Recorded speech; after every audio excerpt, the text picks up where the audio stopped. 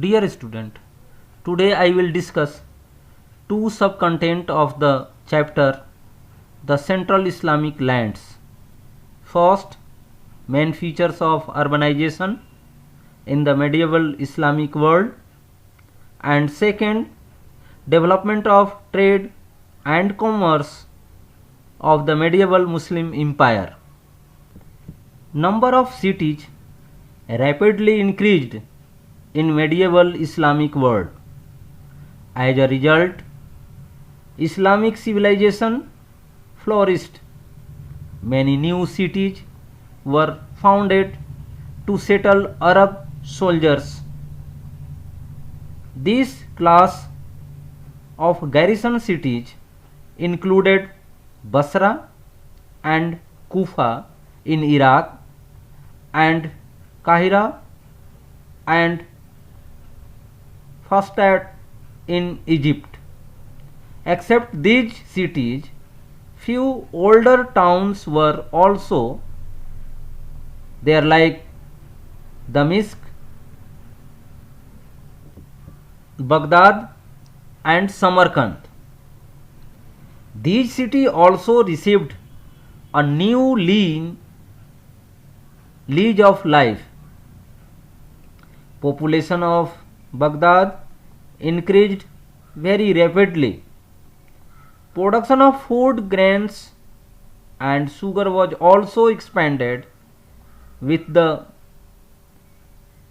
surge of size and population of towns. Production of raw materials was also expanded for industries. It also increased the size and population of towns. As a result of vast urban network was developed. This network linked one town to another and formed a circuit. There were two building complexes in the heart of the city from where cultural and economic power was regulated. Mosque. One building complex was the mosque. It was a big enough to be seen from a distance. Second, central marketplace. Second building complex was the central marketplace. This marketplace had shops in a row, merchants, lodgings and the office of the money changer. Except these, there were homes of administrators, scholars and merchants. They lived close to the center. Living quarters of ordinary citizens and soldiers were in the outer circle. Each unit of market had its own mosque, church, subsidiary market and public bath, which was an important meeting place. In the outskirts of the city, there were houses of the urban poor, a market for green vegetables and fruits, karma stations and unclean shop like tanning or butchering. There were inns for the people beyond the city walls where they would rest when the city gates were shut and commentaries. Typology of cities were different on the basis of nature of landscape, political traditions and historical events. The Muslim Empire spread between the trading zones of Indian Ocean and the Mediterranean. For 5 centuries, the maritime trade between China, India, and Europe was monopolized by Arab and Iranian traders. The trade passed through mainly two major routes of the Red Sea and the Persian Gulf. For long distance trade, goods like textiles, spices, and gunpowder were brought from India and China through ships to the Red Sea ports of Aden and the Gulf ports of Siraj and Basra. From here, the goods were sent through camel caravans to warehouses of Baghdad, Damascus, and Aleppo for local consumption or onward transmission. The caravans passing through Makkah were getting bigger whenever the Hajj coincided with the sailing season. Jewish merchants used to handle the exports of Europe from the ports of Alexandria, where these trade routes ended. Some of these Jewish merchants had direct trade relation with India, but from the 10th century, importance of Red Sea route increased due to the rise of Cairo as a center of trade and power of, and because of increasing demand for eastern goods from the trading cities of Italy. On the eastern end, caravans of Iranian merchants used to go from Baghdad along the Silk Route to China via Bukhara and Samarkand to bring Central Asian and Chinese goods. Transoxiana was also an important link in the commercial network. This network was spread to Russia and Scandinavia in the north for trade of fur and Slavic captives. The importance of money increased in the Central Islamic lands with the fiscal system and market exchange. Circulation of coins of gold and silver coins increased.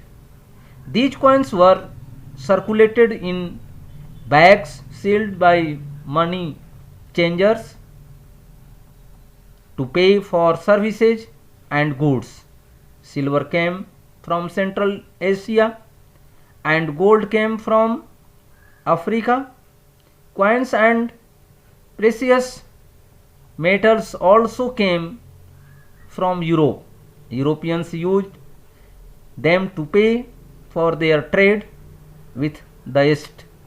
People were forced to release their accumulated reserves with the rising demand for money. मध्यकालीन इस्लामी जगत में शहरों की संख्या में तेजी से वृद्धि हुई। परिणाम स्वरूप इस्लामी सभ्यता फली फूली, अनेक नए शहरों की स्थापना की गई। इसका उद्देश्य मुख्य रूप से अरब सैनिकों को बसाना था। इस श्रेणी के फौजी शहरों में इराक में कूफा और बसरा, मिस्र में फुस्तात तथा काहिरा प्रमुख थे। इन शहरों के अतिरिक्त बगदाद, दमिश्क, और समरकंद जैसे कुछ पुराने शहर थे। इन शहरों को भी नया जीवन मिला। बगदाद की जनसंख्या में तो बड़ी तेजी से वृद्धि हुई। शहरों के विकास और विस्तार के लिए खाद्यान्नों और चीनी के उत्पादन में वृद्धि की गई।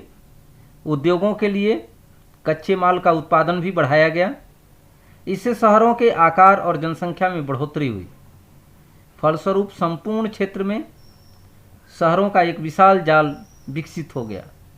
एक शहर दूसरे शहर से जुड़ गए और उनमें परस्पर संपर्क एवं कारोबार बढ़ गया।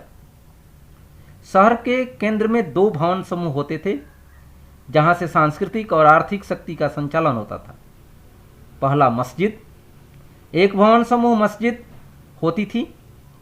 इसमें सामूहिक नमाज पढ़ी जाती थी। यहाँ ये महत्वपूर्ण है कि यह इतनी बड़ी होती थी कि दूर से दिखाई देती थी। दूसरा केंद्रीय मंडी। दूसरा भवन समूह केंद्रीय मंडी था। इसमें दुकानों की कतारें, व्यापारियों के आवास और सर्राफ का कार्यालय होता था। इसके अतिरिक्त इस भाग में शहर के प्रशासकों और विद्वानों एवं व्यापारियों के घर होते थे, जो केंद्र के निकट बने होते थे। सामान्य नागरिकों और सैनिकों के आवास शहर के बाहरी घेरे में होते थे। मंडी के प्रत्येक इकाई की अपनी मस्जिद, गिरजाघर अथवा सिनेगॉग, छोटी मंडी, सार्वजनिक स्नानागार तथा एक महत्वपूर्ण सभा स्थल होता था। शहर के बाहरी इलाकों में शहरी गरीबों के मकान, हरी सब्जियों और फलों के बाजार, काफिलों के ठिकाने, चमड़ा साफ करने या रंगने की दुकानें, कसाई की दुकानें होती थीं। शहर के 4 दीवारी के बाहर कब्रिस्तान और सराय होते थे। सराय में लोग उस समय आराम कर सकते थे जब शहर के दरवाजे बंद कर दिए जाते थे। शहरों के नक्शे परिदृश्य, राजनीतिक परंपराओं और ऐतिहासिक घटनाओं के आधार पर अलग अलग होते थे। मध्यकालीन मुस्लिम समाज और साम्राज्य का विस्तार हिंद महासागर और भूमध्य सागर के व्यापारिक क्षेत्रों के बीच था। 5 शताब्दियों तक चीन, भारत और यूरोप के बीच समुद्री व्यापार पर अरब तथा ईरानी व्यापारियों का एकाधिकार था। व्यापार 2 मुख्य मार्गों, लाल सागर और फारस की खाड़ी से होता था। लंबी दूरी के व्यापार के लिए मसालों, कपड़े, चीनी मिट्टी की चीज़ों तथा बारूद को भारत तथा चीन से लाल सागर तथा फारस की खाड़ी के पतनों तक जहाज़ों द्वारा लाया जाता था।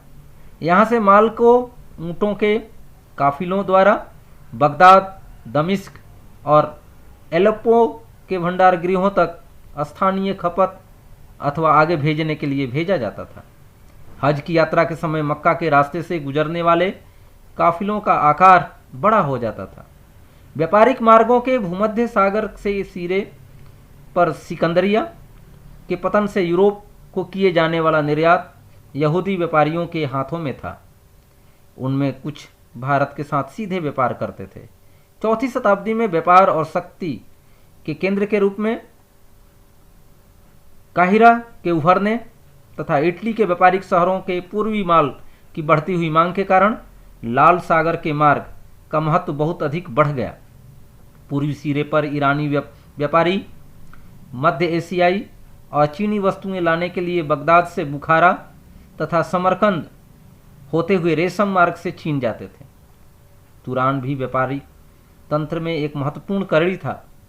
यह तंत्र फर और स्लाव गुलामों के व्यापार के लिए उत्तर में रूस और स्कैंडिनेविया तक फैला हुआ था। यहाँ के बाजारों में खलीफाओं और सुल्तानों के दरबारों के लिए दास दासियाँ खरीदी जाती थीं। राजकोषीय प्रणाली और बाजार के लेन देन में इस्लामी देशों ने धन के महत्व में वृद्धि की। परिणामस्वरूप मुद्रा का प्रसार बढ़ गया। सोने, चांदी और तांबे के सिक्के बड़ी संख्या में बनाए जाने लगे। वस्तुओं और सेवाओं के मूल्य चुकाने के लिए इन्हें प्रायः सर्राफों द्वारा सीलबंद थैलों में भेजा जाता था। सोना अफ्रीका से और चांदी मध्य एशिया से आती थी। बहुमूल्य धातुएं और सिक्के पूर्वी व्यापार के वस्तुओं के बदले यूरोप से भी आते थे। धन की बढ़ती हुई मांग से लोगों के संचित भंडारों और बेकार संपत्ति का भी उपयोग होने लगा।